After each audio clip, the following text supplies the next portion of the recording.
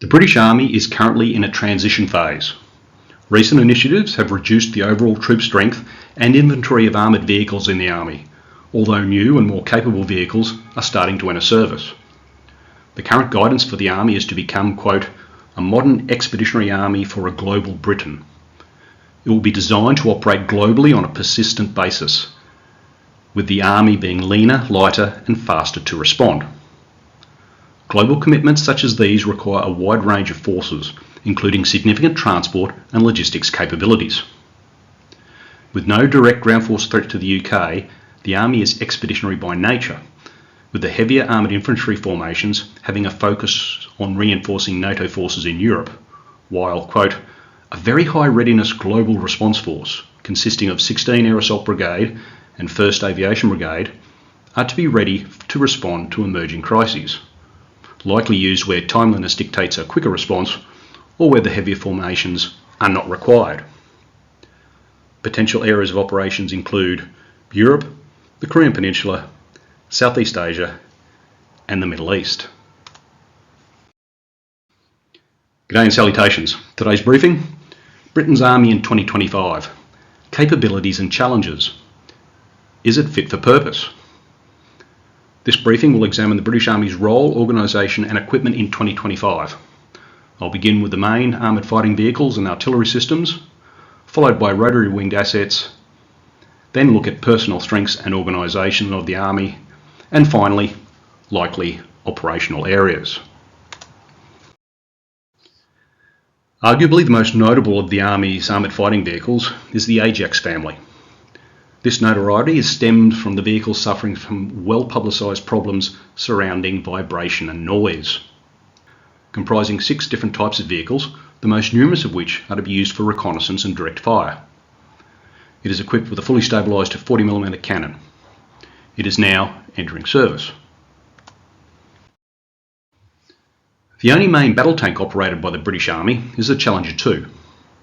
In service since 1998, the Army has 213. But only 157 are combat ready within 30 days. The Army is in the process of upgrading 148 of the Challenger 2s to the new Challenger 3 variant, but these are not yet in service. Supporting the tanks are the infantry fighting vehicles, the IFVs, currently the FV-510 Warrior, which has been in service since 1987. It is armed with a 30mm cannon, but no anti-tank guided missile. Supporting the IFVs in transporting troops are a wide variety of APCs. The newest is the IISS, based on the Ajax chassis, which has started entering service and is on track to achieve initial operational capability by December 2025. The IISS is to be employed by armoured cavalry units and is armed with a remote weapon station fitted with a 12.7mm machine gun. Still in service are the older FV-430 Bulldog family. It is used for troop transport, but mainly for support missions. It is armed with a 7.62mm machine gun. These are joined by wheeled vehicles, including the Mastiff 6x6 protected patrol vehicle. It can be armed with a 7.62 or 12.7mm machine gun, or a 40mm grenade launcher. The Mastiffs and Warriors are to be replaced by the Boxer 8x8 family of AFVs.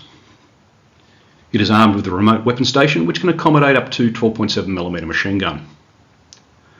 The Boxer is to become the Army's primary mechanised infantry platform, equipping the mechanised infantry battalions in the armoured infantry brigades. The 1st Battalion is due to reach initial operational capability in 2025. Supporting the armoured vehicles with fires capabilities is the M270 tracked multiple launch rocket system.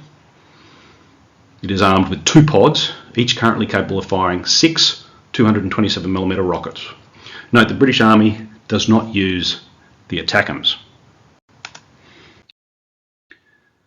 These are joined by the tracked AS-90 self-propelled 155mm gun, which entered service in 1992. Note some of the British inventory has been gifted to Ukraine. To fill the gap by the transfer of the AS-90s to Ukraine, the Army acquired a limited number of wheeled Archer 155mm self-propelled guns in 2023 as a stopgap measure. Moving to air defence, the primary and longest range system is the Common Anti-Air Modular Missile, the CAM Sky Sabre, which uses the Land Scepter missile. It has a range of over 25 kilometres. The main armoured vehicles and artillery systems the Army operates include 213 Challenger 2 main battle tanks, approximately 60 Ajax reconnaissance vehicles, around 390 FV-510 Warrior IFVs, and almost 800 APCs, including 50 ARES, around 400 of the FV-430 Bulldog family, including all variants, 330 Mastiff PPVs, and some Boxers. In terms of artillery, there are 29 M270 multiple launch rocket systems, 71 self-propelled 155mm guns, including 14 Archer and 57 AS-90s, 114 towed L118 105mm light guns. In terms of air defence, the Sky Sabre and the Starstreak high velocity missile, and Javelin and Spike anti-tank guided missiles. The ground force is supported by an array of helicopters. Those provided by the Army Air Corps include the AH-64 Apache attack helicopters, with the E model entering service in 2022. The Apaches are augmented by the AW-159 Wildcat battlefield reconnaissance helicopter. Developed from the Westland Lynx, it entered service in 2014. In terms of transport helicopters, the Navy contributes the transport version of the AW-101 Merlin, which can carry 28 troops or an external payload of 5,500 kilograms. While the Air Force provides rotary wing support through the CH-47 Chinook family. These can carry a payload of 11 tons or up to 55 troops. The Air Force also operates the SA-330 Puma, which is to be phased out in 2025. It can carry a payload of 2,500 kilograms or 16 troops. To bring land force supporting helicopters together, the UK has established a Joint Helicopter Command. The Army provides 50 Apache attack helicopters and 34 Wildcat battlefield reconnaissance helicopters. The Navy, 25 Merlin transport helicopters, and the Air Force, 51 of the CH-47 Chinook family, with the 14 Pumas to be phased out this year. So the British Army of 2025 is planned to look like this. A personnel strength of 73,000, to which can be added the 6,600 Royal Marines from the Royal Navy, and 30,000 reserves. The regular combat and combat support regiments or battalions include 3 armoured reconnaissance regiments, 1 armoured regiment, 15 infantry battalions, including 4 heavy mechanised infantry battalions, 1 para-battalion, 2 Royal Marine battalions, 3 Special Forces regiments, including an SAS regiment, an SBS regiment and a Special Reconnaissance regiment, 3 artillery regiments, a missile regiment, an air defence regiment, 3 engineer battalions and 4 signals regiments. In terms of combat brigade formations, including reserves, there is 1 armoured reconnaissance brigade, 2 armoured infantry brigades, 1 mechanised infantry brigade, 2 infantry brigades, 1 air assault brigade and 1 special forces brigade. In terms of operating areas for the British Army, as mentioned in the introduction, it is designed to operate globally and on a persistent basis. The priority is the military contribution to NATO, with armed forces optimised to fight in the Euro-Atlantic, being able to rapidly reinforce there in brigade strength.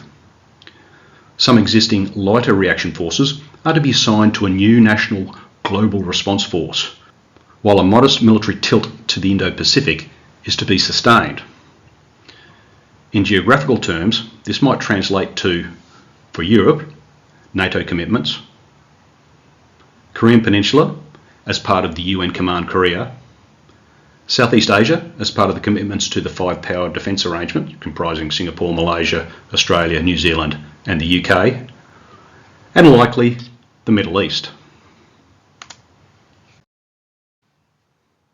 In summary, the British Army is undergoing significant changes in terms of structure and capabilities, yet these changes will not take full effect until around 2030.